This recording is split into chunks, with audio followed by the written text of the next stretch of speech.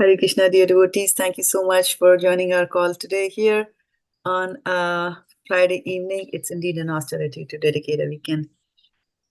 And so you can congratulate yourself on doing that. We will get into the studies momentarily after we make these prayers to the special master. Om Ajnanatimharandhasya Jnananjanashalakaya Chakshurunmilitam Yena Tasmai Shri Gurave Namaha Shri Chaitanya Manobhishtam Sthapitam Yena Bhutale Swayam Rupa Kada Mahyam Dadati Swapadantikam Vandeham Sri Guru Sri Yuta Padkamalam Sri Guru Vaishnavamscha Sri Rupam Sagrajatam Sahagana Lalita Shri Vishakhanvitamscha He Krishna Karuna Sindhu Deenabandhu Jagatpate Gopesha Gopika Kanta Radha Kanta Namastute Tapta Kanchana Gaurangi Radhe Vrindavaneshwari Vrishabhanu Sute Devi Hari Priya Vanchakalpatarubhyascha Kripa Sindhubhya eva cha Patitanam Pavanebhyo Vaishnavebhyo Namo Namaha Jai Shri Krishna Chaitanya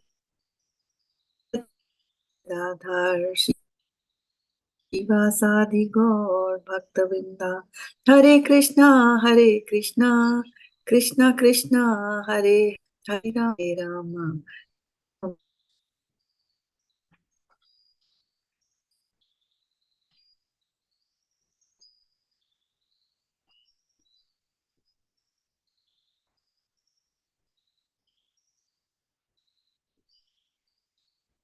Let's take it one step at a time. Which chapter are we doing and which verse are we doing?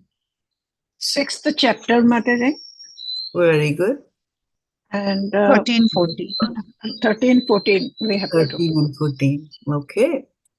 So let's look at the verse prior to that, actually, because these are connected.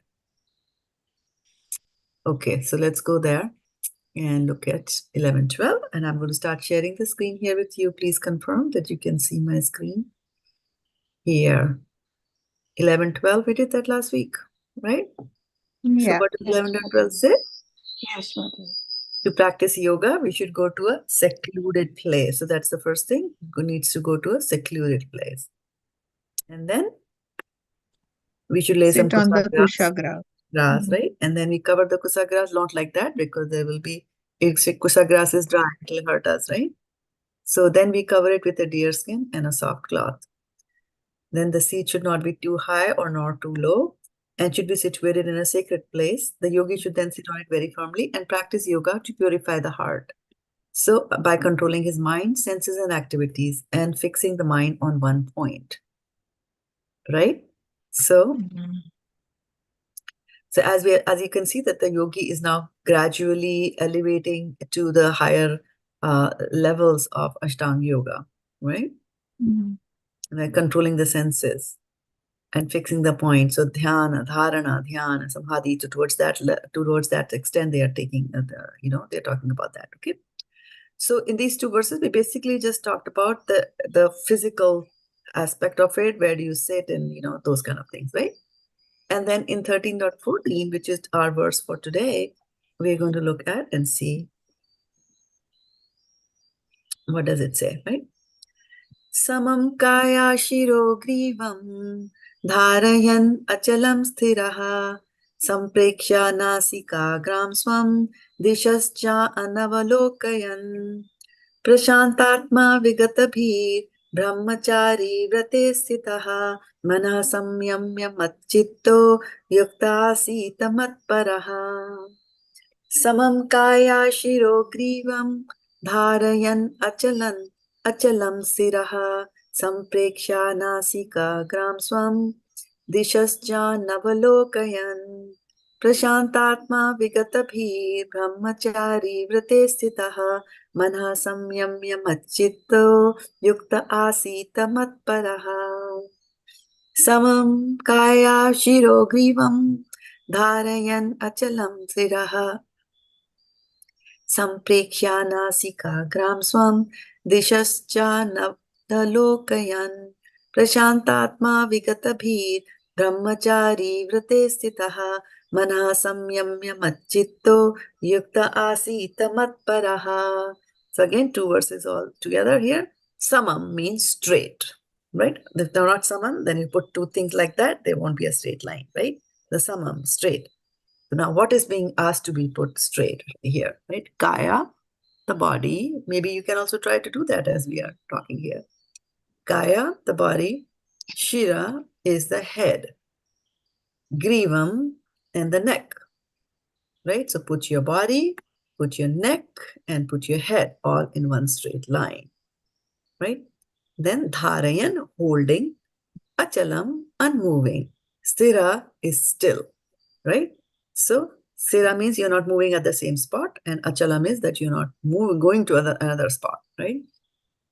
So then nāsikā. Nāsikā means samprekṣya. So samprekṣya, iksha means to see.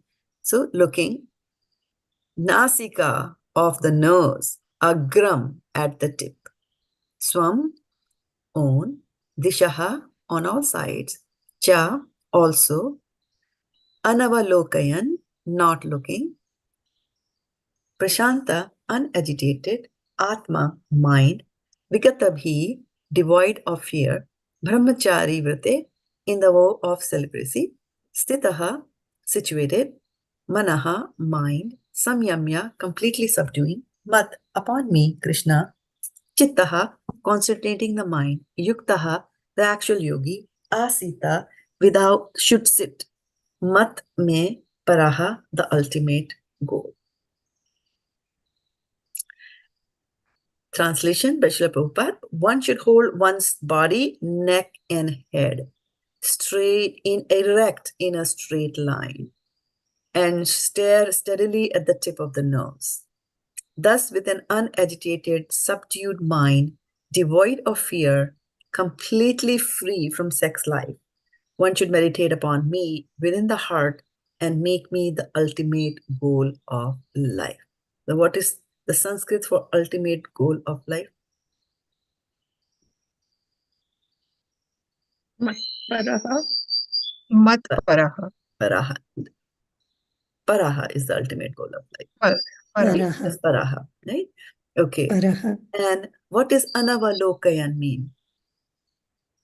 Not looking. Not looking. Okay. And what is agram?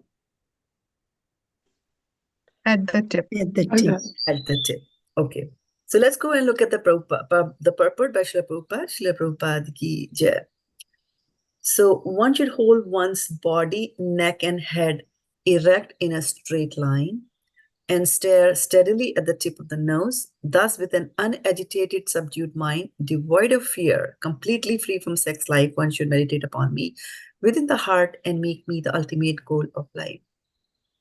Purport: the goal of life is to know Krishna, who is situated within the heart of every living being as Paramatma, the four-handed Vishnu form.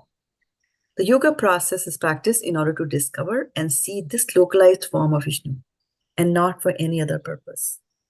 The localized Vishnu Murti is the plenary representation of Krishna dwelling within one's heart. One who has no program to realize this Vishnu Murti is uselessly engaged in mock yoga practice and is certainly wasting his time. Krishna is the ultimate goal of life, and the Vishnu Murti situated in one's heart is the object of yoga practice. To realize this Vishnu Murti within the heart, one has to observe complete abstinence from sex life. Therefore, one has to leave home and live alone in a secluded place, remaining seated as mentioned above. One cannot enjoy sex life daily at home or elsewhere and attend a so-called yoga class and thus become a yogi. One has to practice controlling the mind and avoiding all kinds of sense gratification, of which sex life is the chief. In the rules of celibacy written by the great sage Yajnavalkya, it is said, Karmana manasa vacha. Sarv avasthasu sarvada. Sarvatra maithuna tyago brahmacharyam prachakshate. The vow of brahmacharya is meant to help one completely abstain from sex indulgent in work, words, and mind. At all times, under all circumstances, and in all places. No one can perform correct yoga practice through sex indulgence. Brahmacharya is taught, therefore, from childhood, when one has no knowledge of sex life. Children at the age of 5 are sent to the Gurukula, or the place of the spiritual master, and the master trains the young boys in strict discipline of becoming brahmacharis. Without such practice, no one can make advancement in any yoga, whether it be dhyana, jnana, or bhakti yoga. One who, however, follows the rules and regulations of married life, having a sexual relationship only with his wife, and that also under regulation, is also called a brahmachari. Such a restrained brahmachari or such a restrained householder brahmachari may be accepted in the bhakti school, but the Gyan and Dhyan schools do not even admit household brahmacharis. They require complete abstinence without compromise. In the bhakti school, a householder brahmachari is allowed controlled sex life because the cult of bhakti yoga is so powerful that one automatically loses sexual attraction, being engaged in the superior service of the Lord. In the Bhagavad Gita 2.59, it is said, Vishaya vinivartante niraharasya dehinaha rasvarjam rasopyasya param drishtva nivartate. Whereas others are forced to restrain themselves from sense gratification, a devotee of the Lord automatically refrains because of superior taste. Other than the devotee, no one has any information of that superior taste. Vigata-bhīḥ. One cannot be fearless unless one is fully in Krishna consciousness. A conditioned soul is fearful due to his perverted memory, his forgetfulness of his eternal relationship with Krishna. The Bhagavatam 11.2.37 says, Bhayam dvitiya bhini visheshataha syad eshat apetasya viparyayo smritihi. Krishna consciousness is the only basis for fearlessness. Therefore, perfect practice is possible for a person who is Krishna conscious. And since the ultimate goal of yoga practice is to see the Lord within, a Krishna conscious person is already the best of all yogis. The principles of yoga system mentioned herein are different from those of the popular so-called yoga society. Om Tat Sat, Hari Om. Okay, so it was a really long paragraph. And what did any thoughts, any comments, any observations on what we heard here? And welcome to those who joined us a little bit late in the class.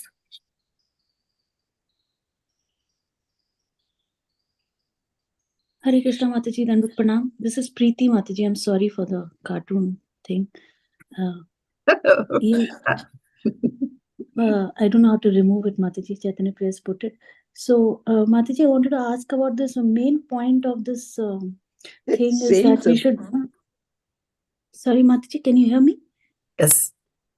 Yeah, Mataji, the main point of this, purport was that restrain yourself from the, sense gratification. So, especially for the grihastha also. Many places Prabhupada has mentioned that, this sense gratification doesn't take us back to Godhead. So we should develop a distaste for it, and it gradually happens, as Prabhupada is saying. What can we learn from this purport, Mataji? From this purport, what can we learn? It's a very heavy words. Yeah. So, do you have a doubt about no, Mataji, I mean, no, I mean, it happens naturally, but like I also see that young devotees also getting married. Both the partners are young devotees. So this is how they maintain it. I mean, they have a very controlled life from the very beginning, and they only indulge in it when they want to have children. So is this the way to go about, and how should, in the middle age also? That is the ideal way to go about it in Grihastha ashram. So Grihastha is also an ashram, right? And we'll read more in this 6th chapter about different types of yajnas that people do. And then we did a little bit in the 4th chapter also, right? And so we traditionally understand yajna to be that there's a fire pit and you're putting samagri in it, right? You throw some word and you throw some key, right? We understand yagya to be like that, but basically there's a fire which is burning things out, right? In yagya that happens. Now, in this chapter, in Bhagavad Gita, Krishna also talks about different types of fires, right? So, in the fire of sense control, right? If you consider sense control to be a fire, it can burn. What can a sense control burn? Your desire to enjoy the senses, right? So that's one kind of a fire that brahmacharis will use, right? On the grihastha ashram side of it, a person is married, right? Now there is also yajna going on there in a grihastha ashram. There is also fire over here. So what is that fire now? Having indulged in a sexual relationship with the partner, right? Then to control yourself and not to overindulge, right? So the ideal way of doing that is, and that is where you are taking the shelter. You took the shelter because the consciousness of that particular jiva was such that they cannot remain brahmachari. And if they cannot remain brahmachari, then it doesn't make any sense. It doesn't make any sense for them to continue and pretend to be brahmachari. Because in the purpose of this, Prabhupada gave a very nice example of what Yagyavalkya says, right? And I'm going to just bring that up one more time here, so that we can have a look at that. So here, right, in the purport, what he is saying, he said, "Karmana manasa vacha sarvavasthasu sarvada sarvatra methuna tyago brahmacharyam prachakshate." He's saying the vow of brahmacharya is meant to help one completely abstain from sex life in work, words, and mind. Right? Works, words, and mind basically means that you can't even think of enjoying. You can't even have a nice talk about enjoying with others, right? What to talk of doing it, right? So karmana means doing, right? Karma, manasa vacha. So if a brahmachari feels that his mind is wandering here and there, it's better for him to get married. That's also ashram, right? So brahmachari, like Prabhupada says in the purport, that when the children are just 5 years old, they are sent off to Gurukul. That's an ashram, where in that ashram they are with ashram basically means shelter, right? So they are in the shelter. They are taking shelter of the fact that there's a guru who is telling them, and I have a strict life. I don't, meddle around with the opposite gender like that, right? So there is a shelter over there. And then when a person realizes that no, now my body is maturing and I can't do this control, then okay, fine, we'll give you a ration, right? You get one wife and you stay. And then there also it is that only to produce Krishna conscious children will you contact the wife, right? So that's that, right? That's ideal and will apply to different yugas. But now in this yuga, it's Kali Yuga, it's completely messed up, right? So in this yuga, when when two people get married when they are young, right? Young, so obviously the bodies are different and more demanding, right? At least the shelter is that even if they are, indulging a little more than wanting to produce Krishna conscious children, even if they're indulging more, at least they are not going outside of the marriage. You see? So that kind of a shelter is there. It's a messed up thing. It's a messed up yuga. Everybody's messed up. And the messing continues to increase in, intensity as we go along. Right? So yes, young people will get married, but the question is, imagine what would happen if they did not get married. Like that, right? I was telling that story last time, remember, of maybe you were not there, Preeti Manji, that there was a man, a pretty pious guy, and very living a very nice and controlled life. And then it was the British rule, so a Britisher came and put a gun on his head and said that here are 4 things, So there's this beautiful lady, you are supposed to enjoy with her, otherwise I'll kill you. Or there was wine, there was gold, and what's the 4th thing that we abstain from? So there was alcohol, there was women, there was Gambling. Gambling. So here you can bet on this, right? So you have to make a bet. So he starts to analyze the situation And he says, women, no way. I mean, external other women are other than my wife. I'm a married man other than my wife. To me, all other women are my sisters or mothers. So how can I enjoy with this woman? I'm not going to do that. Similarly, gambling, he knew Mahabharata and all that. So what can happen to gambling? He says, I cannot do that. Meat eating, I cannot eat meat, right? It'll break my, wow. And then he looks at the alcohol. So he says, okay, fine, I'll have the alcohol, right? So to save his life, he has alcohol. He's sitting with the guy and then both are drinking alcohol. And then after some time, what happens is my eyes fall on the woman. And now he wants to enjoy. So you see, these things have got effect. And that is why Prabhupada said that 4 regulative principles have to be followed. And so when he said no illicit sex, it's like, okay, fine. Don't look at all the girlfriends that are around you. Because after alcohol, it will happen. So, better to get married. If you're going to do namby-samby and nonsense, better to do it inside your home. Otherwise, you'll go outside. Right?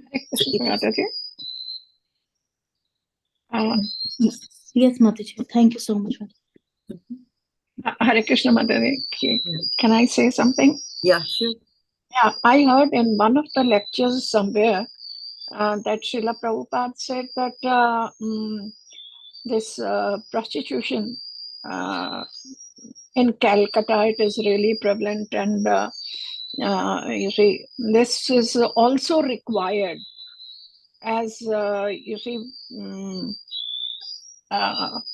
otherwise they will something rape. like this. They will rape. Yeah, rape they will rape. Yes, there will be rape. Correct, you're right. Yeah.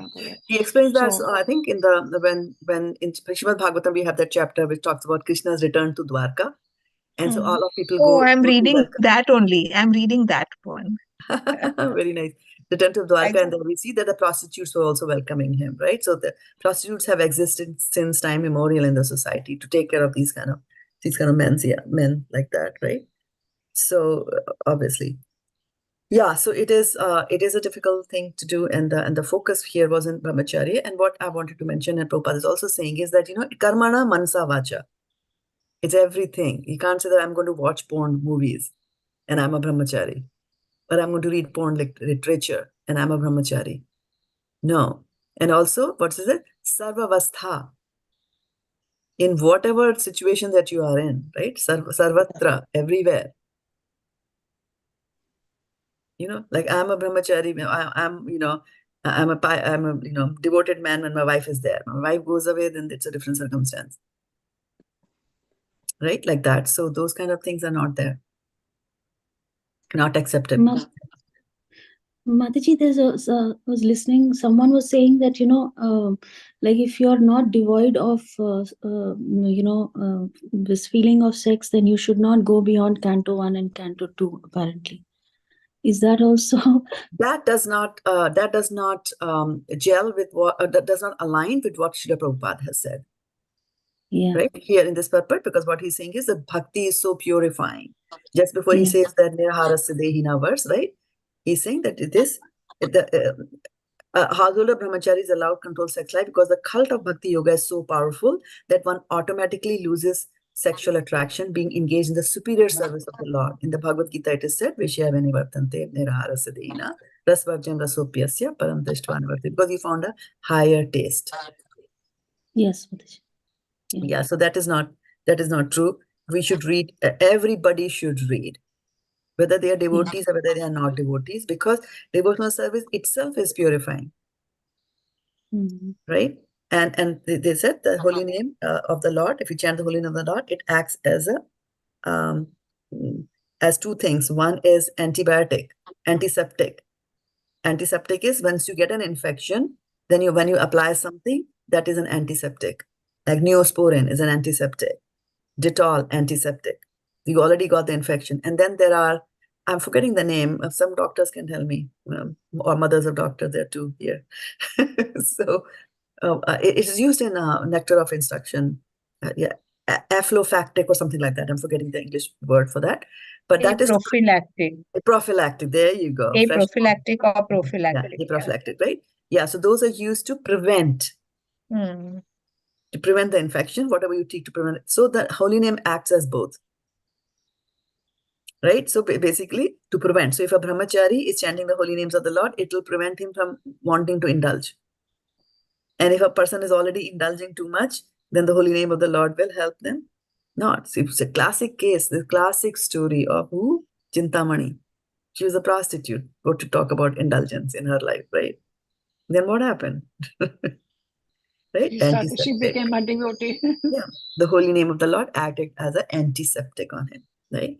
And on Haridas Thakur, it was acting as a prophylactic, right? Or prophylactic, like that. Prophylactic. It was preventing, yeah, prophylactic. It was preventing him, right? So you see how the holy name acts in both the directions, like that.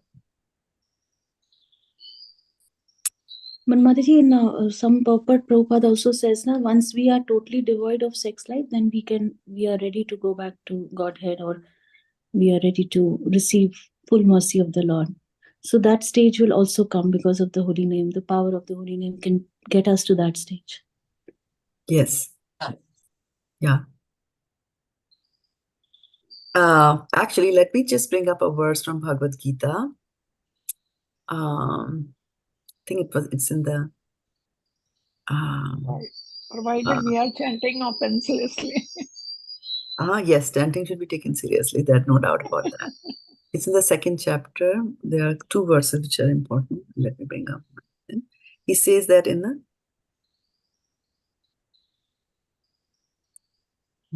where is that? Not this one. Hold on. What number? Yeah, I'm just getting that number for you. Not finding it today. Okay.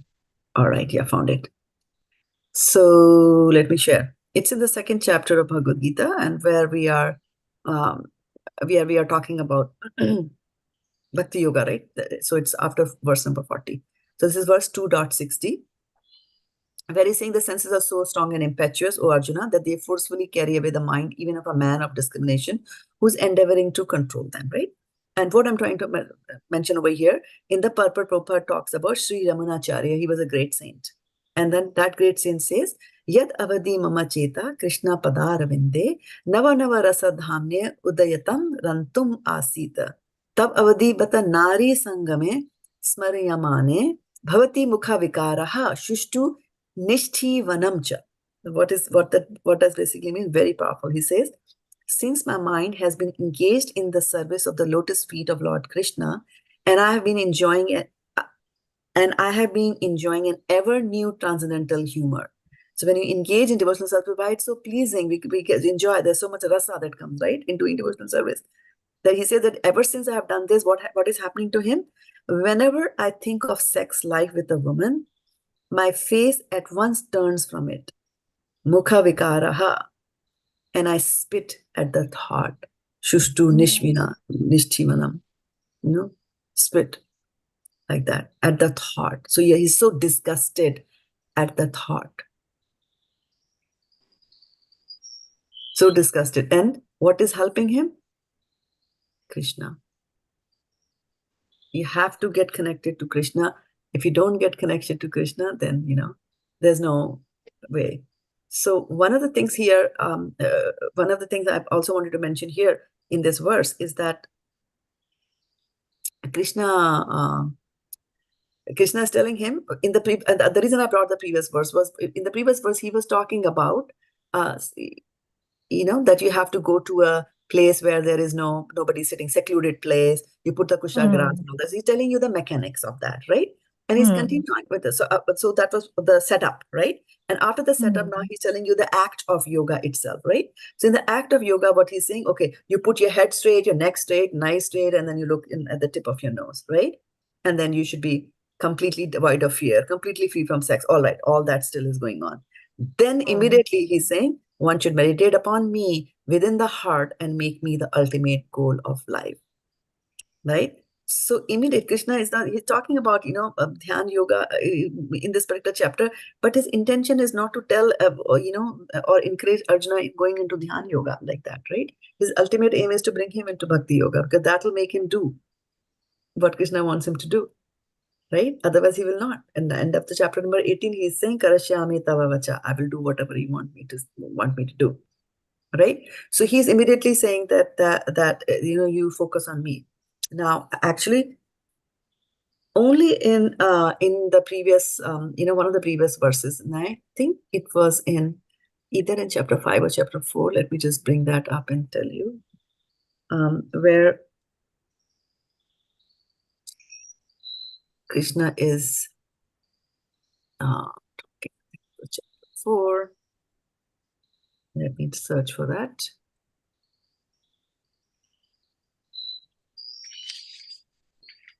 Yeah.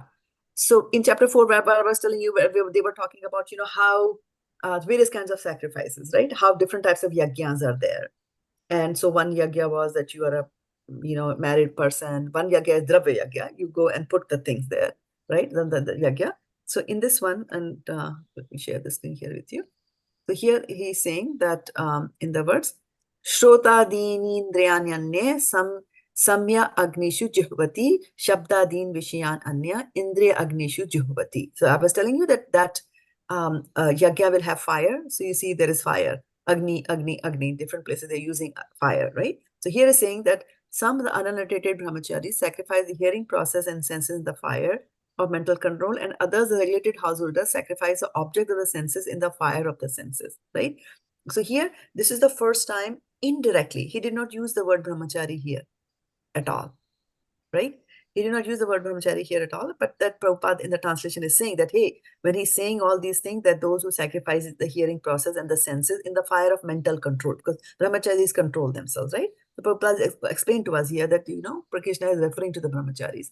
But here, in this particular chapter, when you're talking about Dhyan Yoga, Krishna has blatantly come back and said two things, right? Brahmacāri-vrate sthitaḥ, that you have to be a brahmachari. You will not be admitted into that school unless you are a brahmachari, right? And then what he's saying, mana saṁyamya mac-citto. So immediately he's saying that your consciousness should be connected with me, right? And it's a very interesting thing about, how your consciousness can behave. I mean, originally we are Satchit Anand, right? Satchit is completely pure. The soul's chit is completely pure, but then it gets corrupted. Our consciousness, chit is the consciousness of the soul, right? So our consciousness gets corrupted because we get connected. Our consciousness gets connected with the material items, right? And then there is a tendency to enjoy those material items. Okay? So an example that is given is, suppose you go to a movie theater, or not even a movie theater, even if you're in your home, right? So you're watching the screen. So as you enter the theater with popcorn in your hand and a purse and maybe a handkerchief, right? So you sit down. You're very well aware that you are sitting in a chair. The movie has not yet started. You're sitting on a chair. You know who's on your left, who's on your right. You know that there is a screen in front. You see that screen is at a height. There's a stage. You see you're on a balcony, like that, right? You are completely aware of your surrounding. Your consciousness has not yet been polluted. And then the movie starts, right? And the mind goes into the movie. And then you completely forget who's sitting next to you. You completely forget that you are in a theater. You are so absorbed in whatever is happening inside the movie, right? So that when the heroine is crying, we also cry.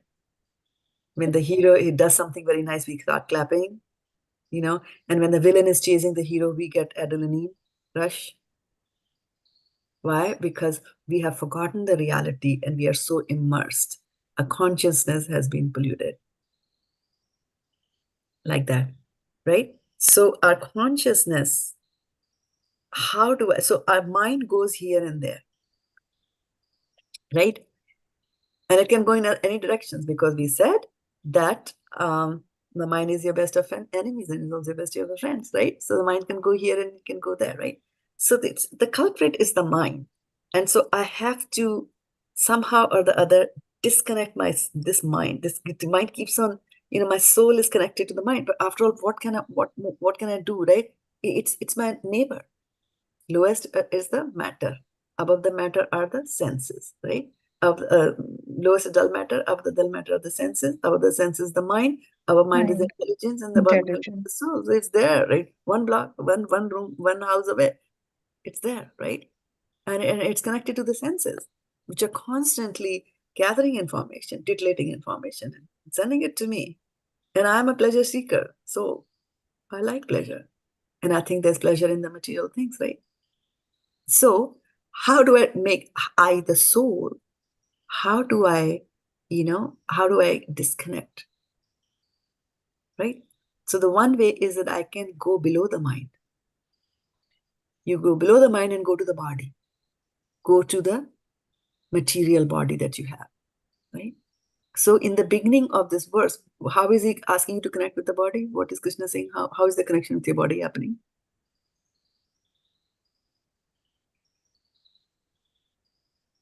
What does he say the question again? So I was saying that the soul can, focus on, instead of focusing on the mind and taking things from the mind, it can focus on and get connected to something below the mind, which is the body. So my question was that in this verse that we are doing, how is the connection with the body being made? Because of the senses, Mataji. No. From reading the verse, where is the connection with the body being established, or how? By the way, it's said in the translation how you should sit up. Not Mind, Mataji. Because Where- mind is making the connection with the body. I mean, always soul does things. Everything else is inert, right? The soul is doing it. And so soul can either get connected with the mind, whatever mind is presenting, the thoughts, etc. The soul can dwell on those, right? But here they're saying, don't go below the mind. There's a hierarchy, right? So we're saying go below the mind. So what is below the mind is the body. So which part of the body are you getting connected here? Very much focused there. What did he say? Nāsikāgraṁ. What is nāsikāgraṁ? The nose, tip of the nose. Of the nose, right? So it will require a lot of concentration. Now, interesting thing here is that who is reading chat these days? Chapter of Bhagavad Gita? Say yes, please. Unmute I read it every day, Mataji. Okay, only Varshana Mataji is saying she reads it. Nobody else is reading chapter of Bhagavad Gita? You should read it. It helps. Chapter 4 from 22 to the end, Mataji. No, not chapter 4, chapter 8 we are reading.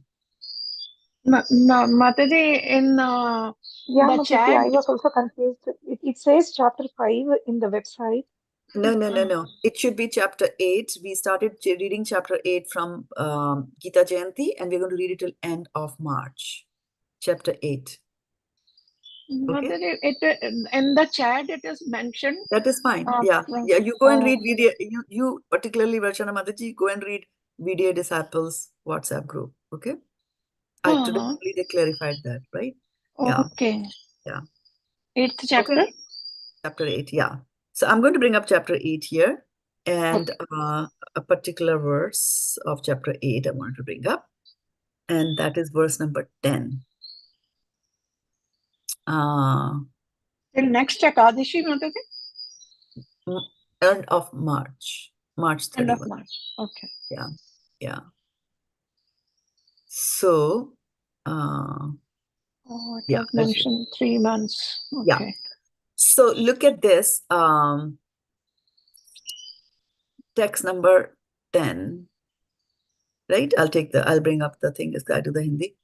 Prayāṇ kāle manasa chalena bhaktya yukto yoga balena chaiva bhruvor madhye pranamavishya samyak satam param purusham upeti divyam.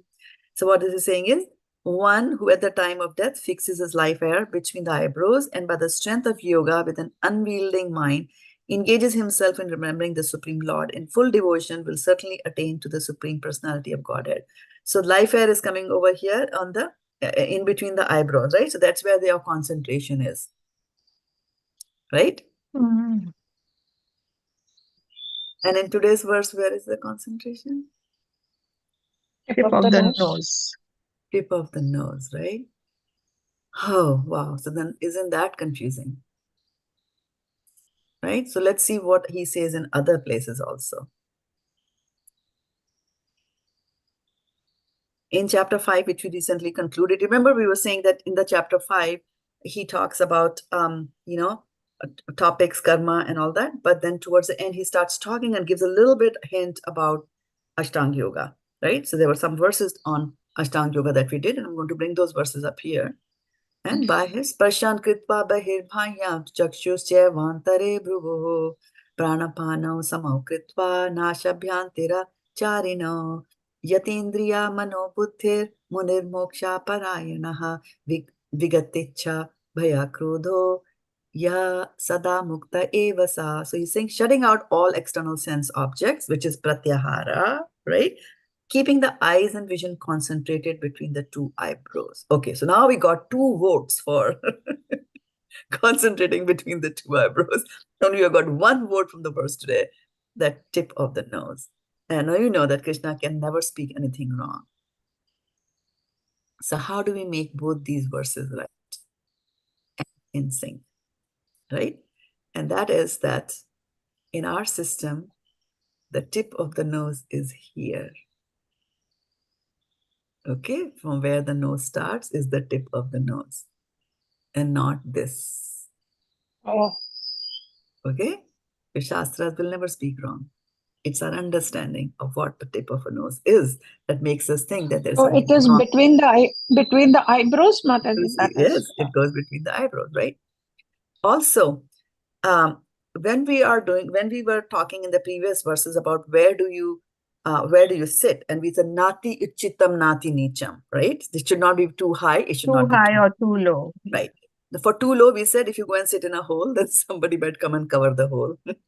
Or water will come and fall, right? So you don't want that. Too high, what was the thing about too high? Why can't you sit on too high? You have to. You can fall down also, Mataji. You can fall down, right? Yeah. So because what they're saying is that, you not too high, not too, and here he's saying you concentrate on the tip of the eyes half closed, right? The eyes are already half closed. This is Kali Yuga. If you half close your eyes, your mind will say, let's complete the process, right? So right? And then as soon as you do that, right? As soon as you complete the process and as soon as your eyes close, then the pranayama will start. Pranayama is? Yes.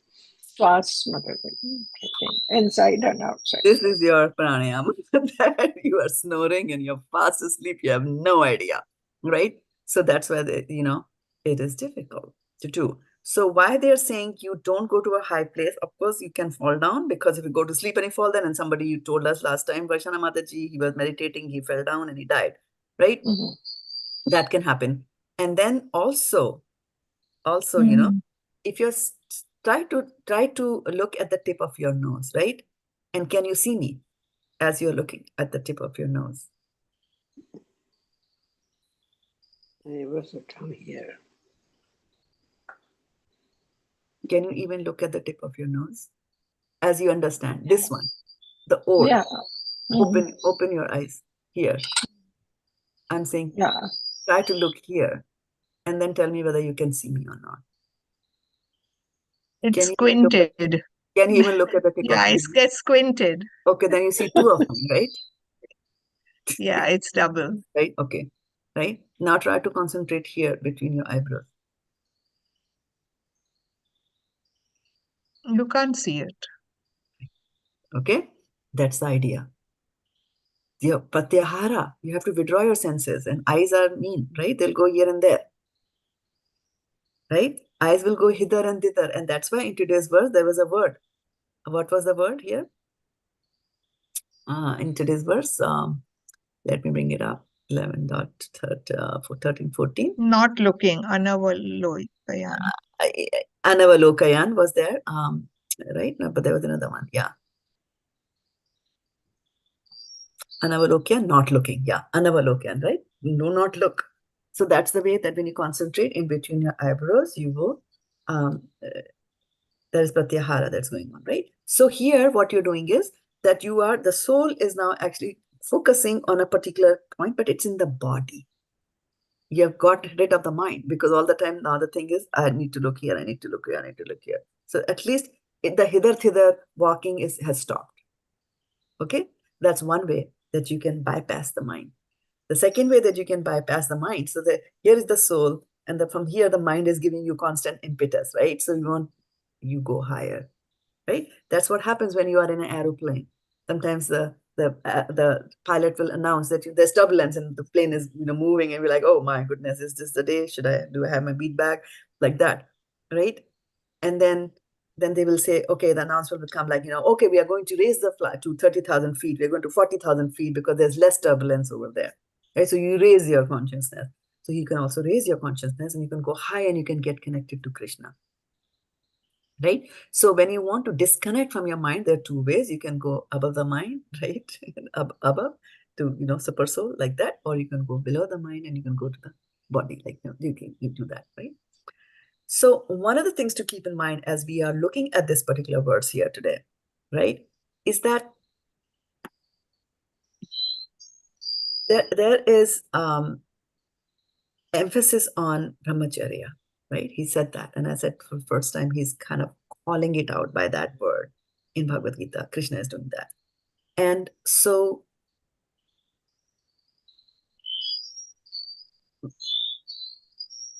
and what happens nowadays when you go to the yoga studios? Is there brahmacārya? They're just making do the exercises. That's They're just all. making do the exercise, right? Just the exercises, just the asanas, right? So sometimes you go to a yoga studio, they call it, we are the yoga studio, right?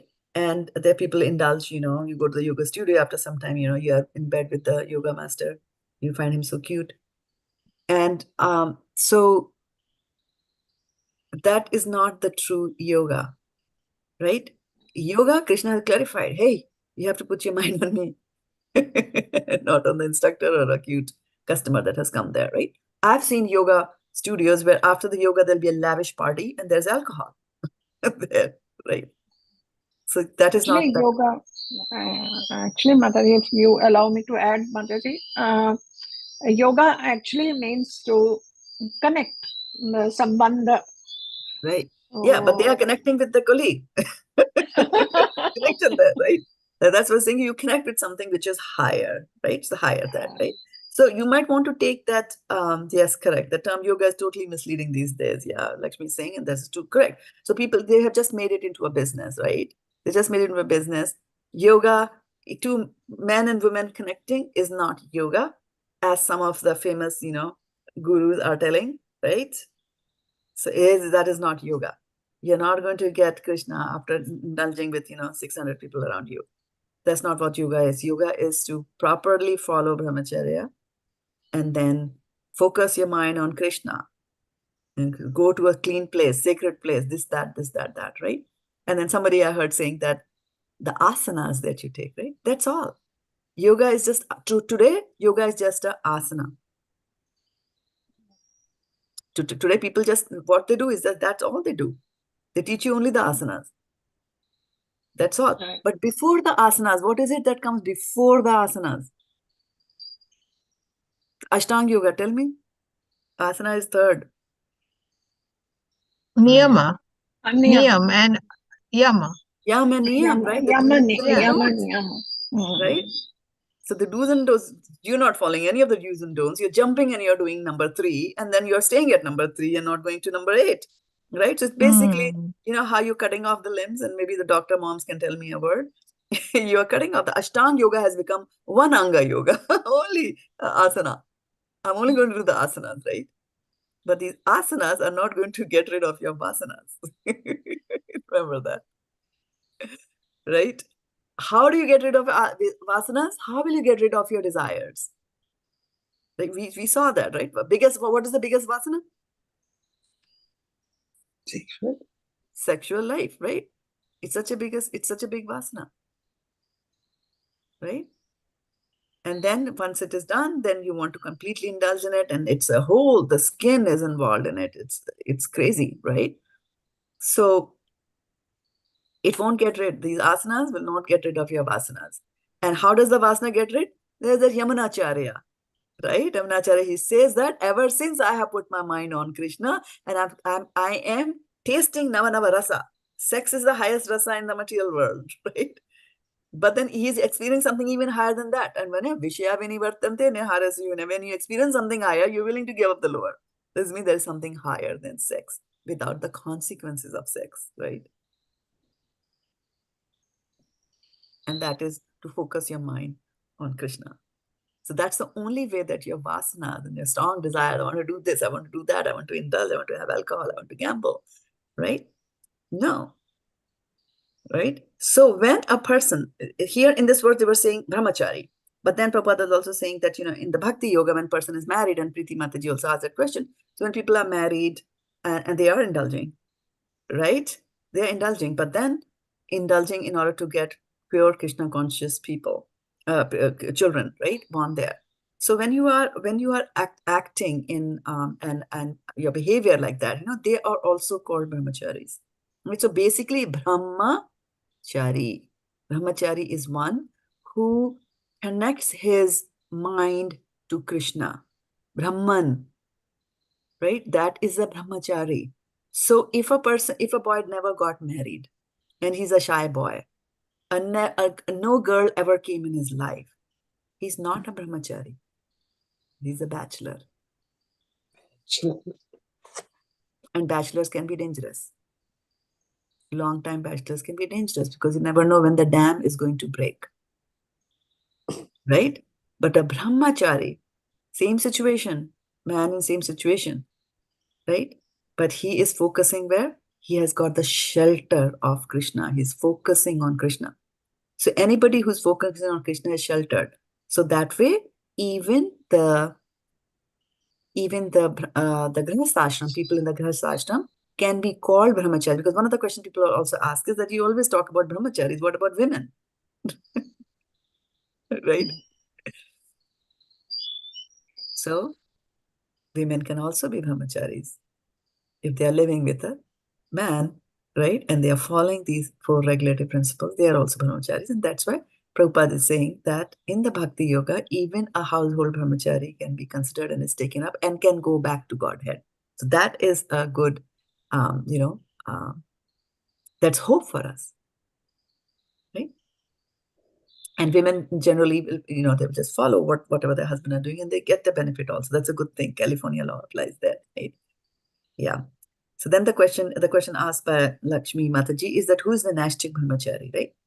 So Nashtik Brahmachari is a person who has never ever indulged in sex life. That's a Nashtik Brahmachari, and you have to be a Nashtik Brahmachari to be able to pursue the Dhyan Yoga. If you slipped, you're gone. You're out of the school. You're never going to be led back again in that school of Dhyan Yoga, right? So that the Nashtiki never did that. And that's why Krishna is called a Nashtik Brahmachari. That's a topic for another story, for another day. So Krishna is Nashtik, that's Nashtik Brahmachari, but then there can be also, Prabhupada uses the word in today's Patpat, he says household brahmacharis, right?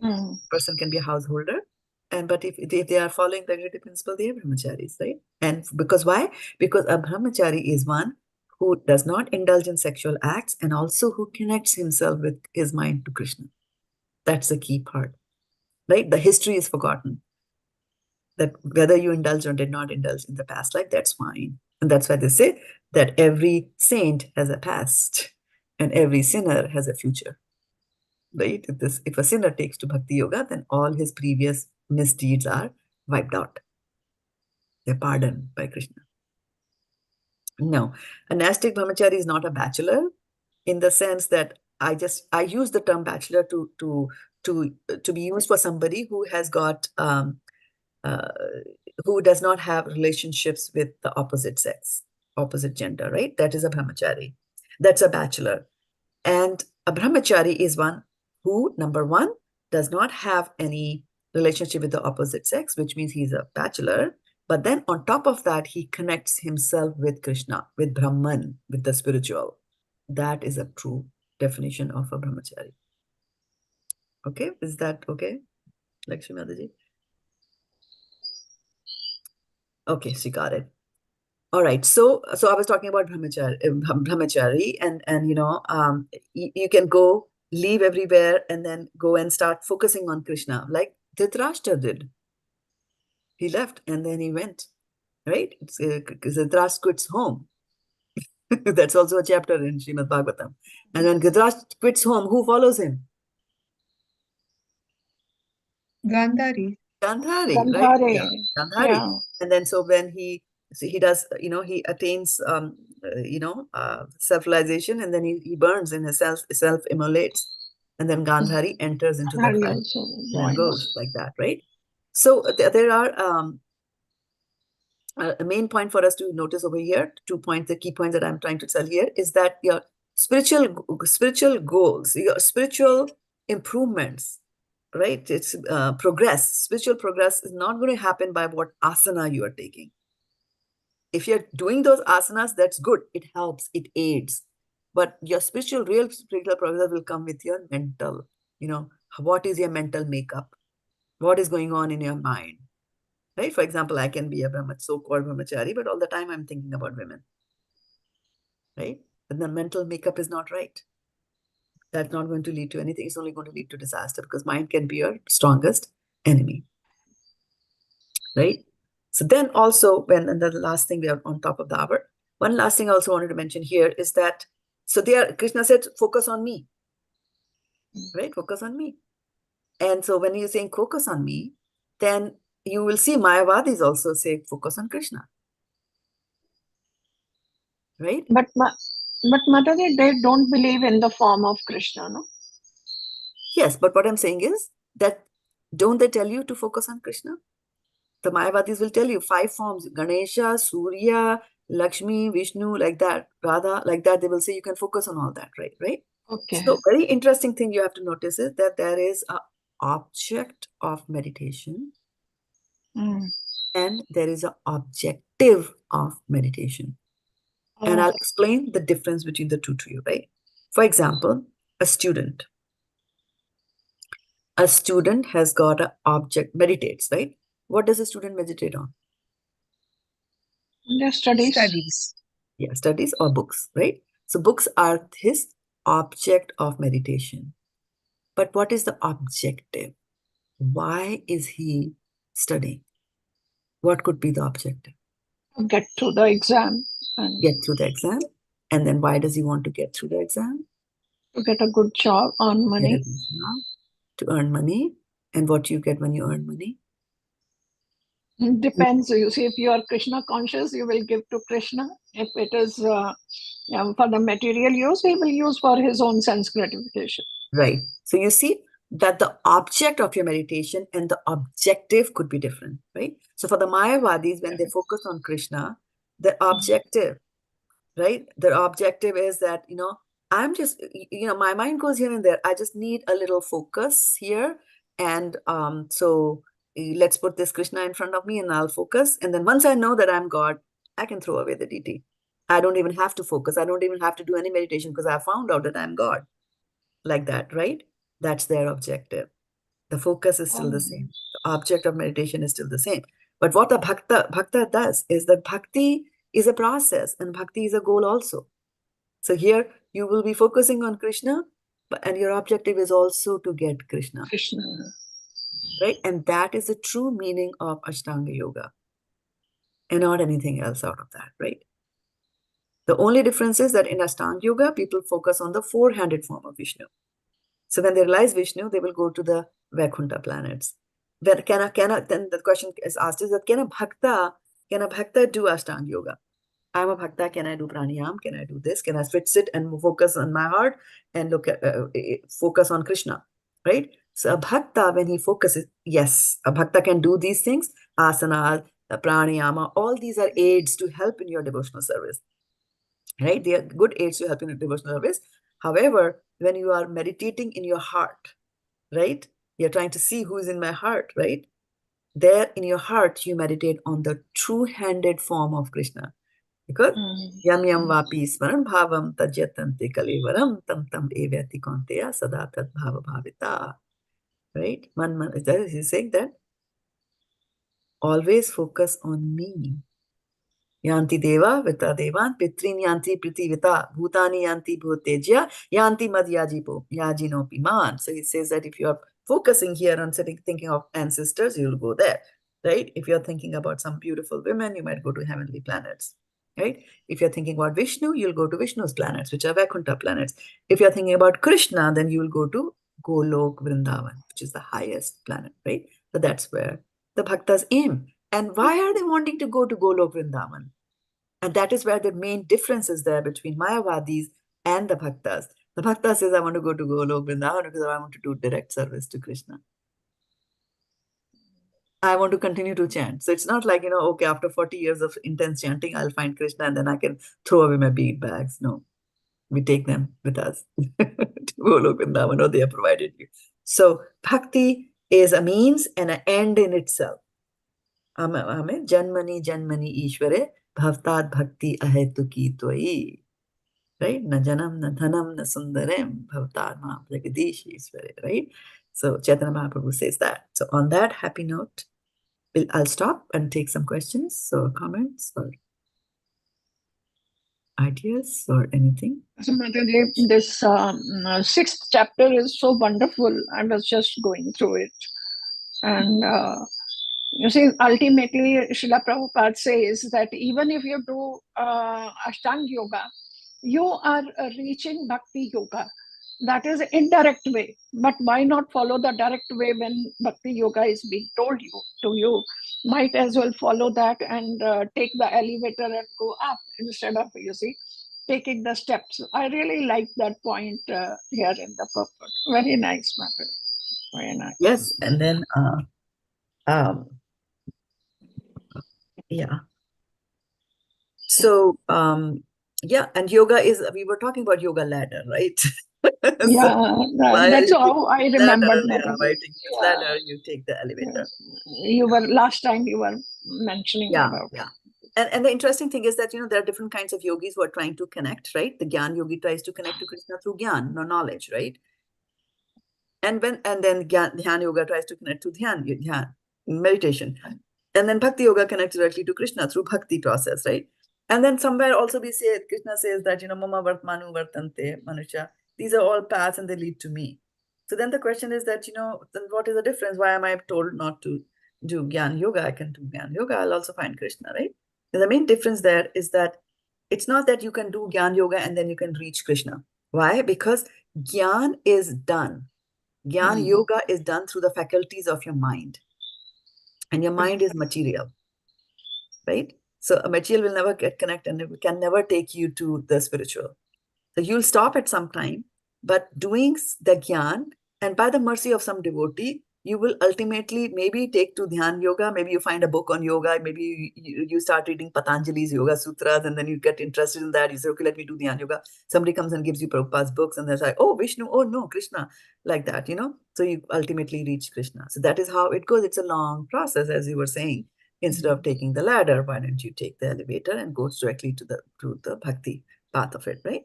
Sometimes, so the Mayavadis were, they use this Krishna's deity form just to reach that destination, and their destination is, I am one with the Lord, I am the same. I just need to merge, right? And I lose my...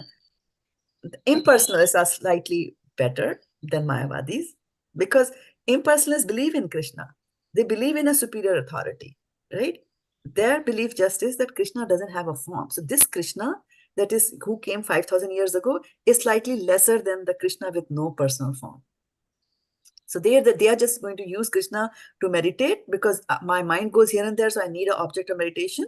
But ultimately, by doing this, I will find that Krishna that doesn't have a shape. Like that. But the Bhakti Yoga says no. He reads the scripture. And Krishna says, Brahmano hi pratistaham. Right? This Brahman, this effulgence which the Mayavadis and the impersonalists think is Krishna. He's saying, Brahmanohi patashtaham, this light comes from me. So if you want to reach the destination, go all the way to destination. If you want to go to Bombay, don't get off the train in one of the suburbs of Bombay. You'll never reach Bombay if you get up like that, right? Your destiny falls short of your destination. So aim on Krishna. And so that's why after talking about yoga, he'll continue to talk about yoga, this, that, and Arjuna will ask questions and what happened to unsuccessful, and you do this, that.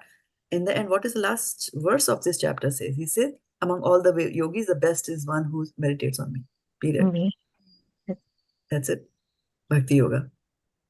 So Bhagavad Gita is all about Bhakti yoga.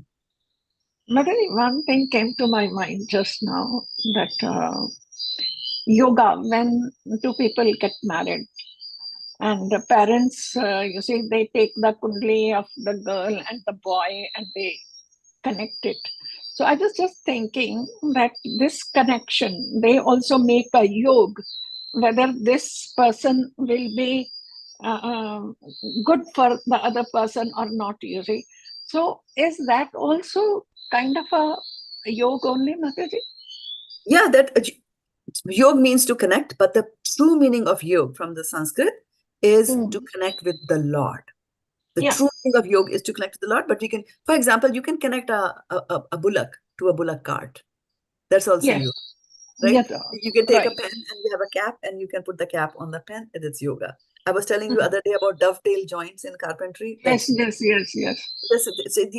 put an electrical plug in the socket, that's a connection. Right? Yeah. But the best connection is when the soul connects with the Lord. And in what mood does it connect with the Lord? To understand that das, dasan, das. To understand that I am your servant. Because I can connect with Krishna in so many ways. Kansa connected with Krishna all the time. Yeah. Isha bhav. Right? So like that people can get, or I can get connected with like, okay, this is me only. That Krishna is actually me only. I just need to figure it out what happened, right? Mayavadis saying that, right? Or you connect with Krishna, you're saying like, okay, Krishna, I'm just, okay, fine. You are there in the front, but behind you, there is light. I want to go there. That is the real Krishna. That's God. You are something else. You just... I really like the this one. Guru Maharaj Ji recently gave a lecture, and in that lecture, when he said that Shishupal, when Krishna killed him and Shishupal merged into Krishna, then somebody asked the question there to Guru Maharaj that how come this happened. And you see, after that, I could not hear Mataji, couldn't hear it properly. Guru Maharaji gave the answer, but the connection was bad or what, I couldn't hear it properly. You have to go back and hear it again then. Mataji, I have to find that, you see, lecture. That is the thing. But it was interesting. You have to look at it from a different, you have to look at it from a different perspective. Who is Shishupal? That was his cousin, no, Mataji? Actually. No, that is fine, but you go back a few births. Who is Shishupal? Jai and Vijay, Mataji. Jai and Vijay. Right? Yeah. So when you see that light going on there, I mean, Mahabharata is written for the general public. What will general public understand of everything, right? So they say, okay, well, he merged into it. That now merging. That is showing basically that he's going back to Vaikuntha where he had come. Because now we know the history. Right? So merging can be of two kinds. Merging is you merge completely into something, like a drop of water merges into that water. Another merging is that you go into that particular land, wherever he is. That's also merging. You open the door and you get inside the room. You're merged with the room. That kind of a merging is also there. But you still retain your identity. When you come into the room, you do not become the room, right? You're separate from the room. So similarly, that merging doesn't mean he became Krishna. He just went back to Vaikuntha from where he had fallen. Because this was the third birth, right? So the third birth.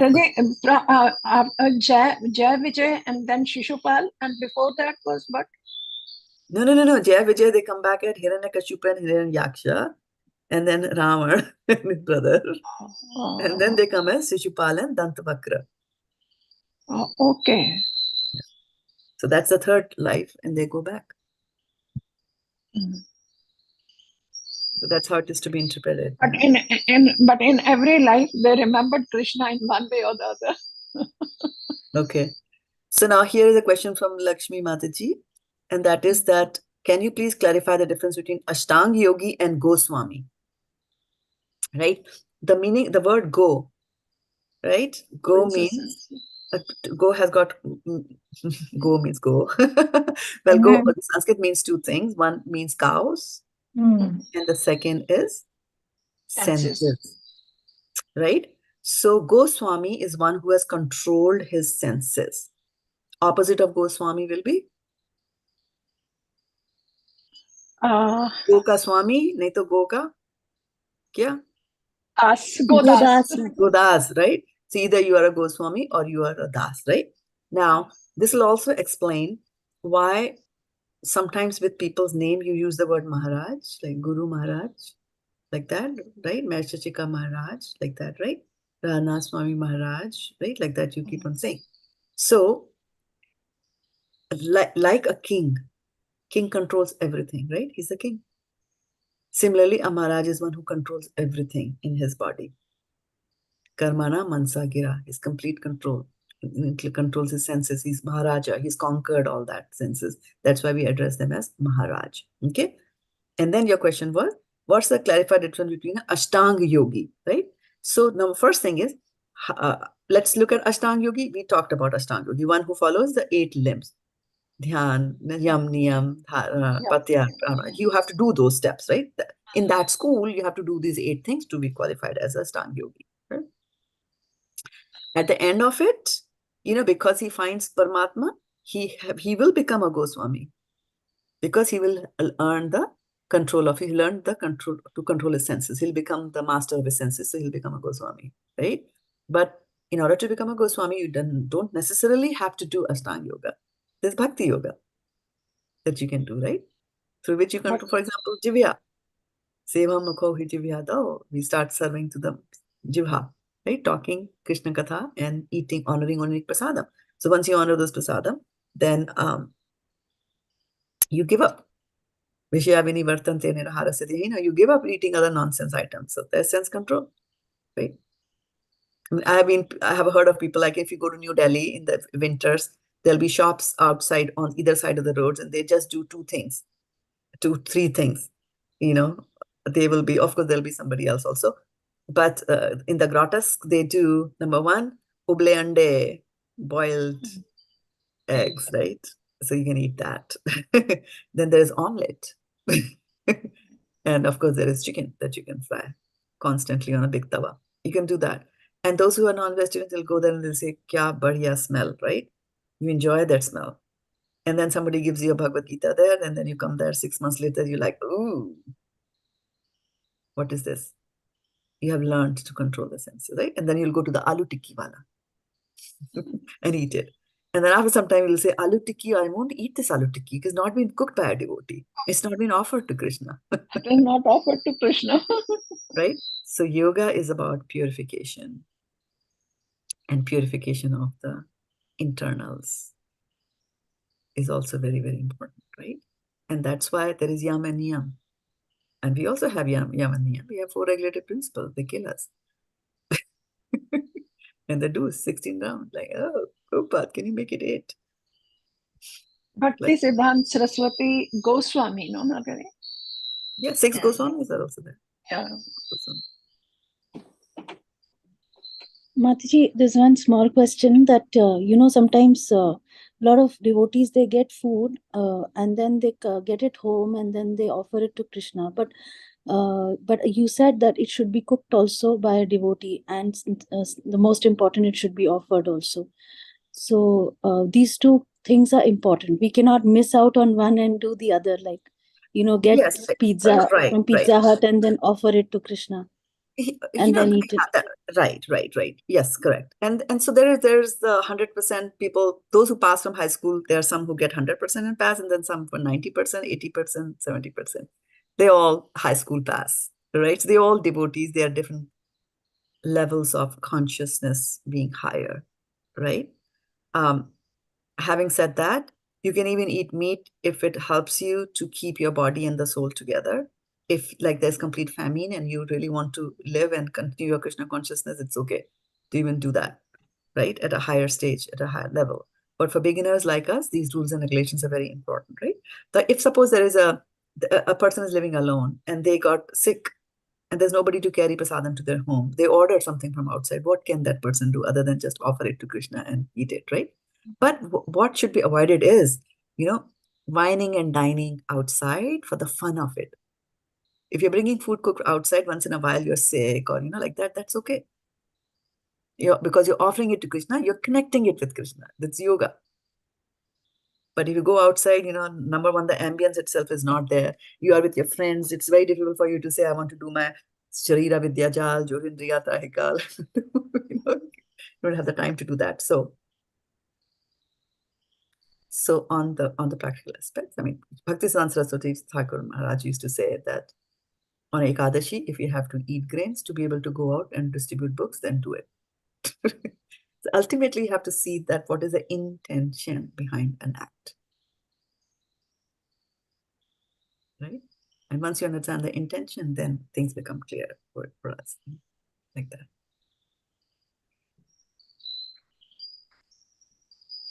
Thank you, Mataji. All right. I guess there are no more questions then. We'll take leave and wish a happy journey to Sukhumar Radhe Mataji. She's going to India. Thank you, Mataji. When are you going to the yatra? What date are you going? This is internet. We are Oh, broadcasting on Facebook, yeah. I'll let you know. sorry. Okay. Yeah. End of February. Most probably. Huh? Is that right? End of February. I'm not telling. On Facebook. Yeah, it's Sorry, not. Mataji. Sorry. Okay.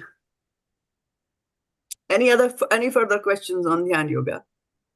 Ashtanga Yoga. Sounds very nice, right? Mhm. Pratyahara, Dharana, pranayam, samadhi. samadhi. And you When do will that samadhi. So, happen? yeah. And you can be in samadhi. You can be, see for these yogis, they are constantly telling you, don't go to a tall place, don't go to a short place, you sit still because you'll fall down, right? If you go to samadhi, you will fall down, right? A bhakta can be in samadhi, standing in the kitchen with a knife in the hand, chopping like 600 pounds of potatoes that Sukhumar Radhe Mataji gave you and told you to do.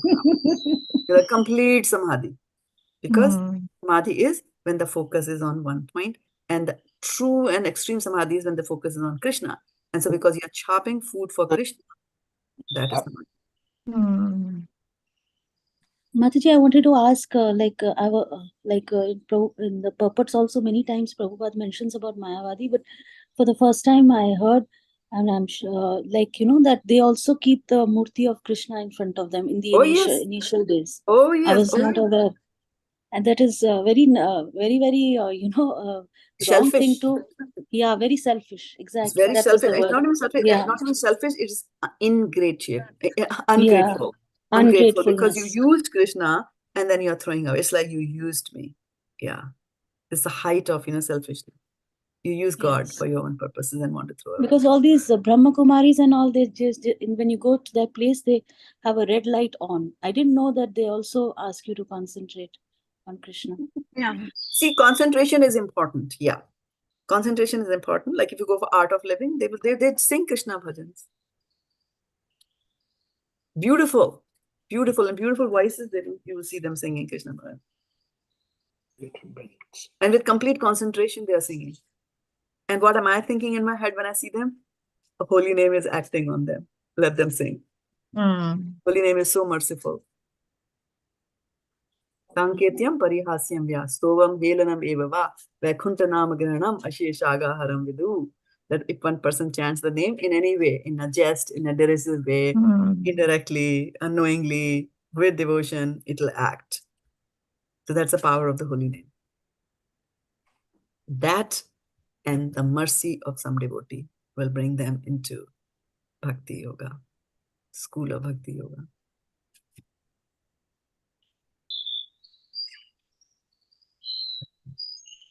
Okay, So it's 22 minutes past Prachana Mataji's sleeping time. Let's call it a year. Vanchikalpatarubhyascha Pavanebhyo Vaishnavibhyo Namo Namaha. God Premanande. Hari Hari Bol. Take care. Thank you, Mataji, for a very Thank you so exhilarating much. class. Very nice class today. Enjoyed. Well, you Every were class also is nice, but today As always. you were participative. This is good. You were attentive. This was good. So that's what makes it a wonderful class. Okay, so let's Hare take Krishna. care of each other. Hare Krishna. Hare Krishna.